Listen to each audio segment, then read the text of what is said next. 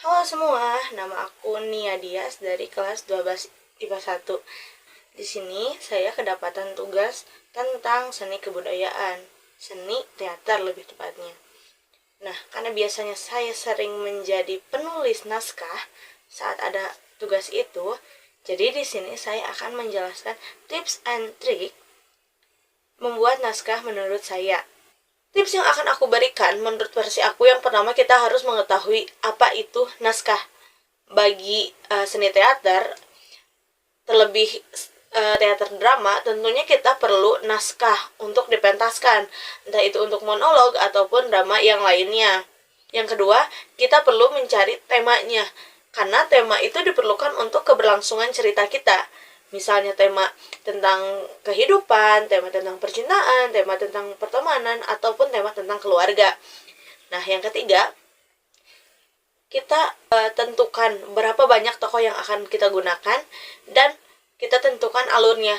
Apakah alur yang kita inginkan mau maju atau campuran, jadi ada maju dan ada mundur.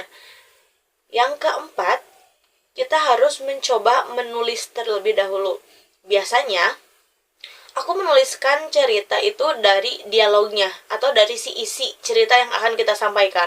Karena bagi aku, jika kita sudah menemukan isi yang kita sampaikan, maka prolog dan endingnya akan lebih mudah untuk dicari atau untuk dituliskan.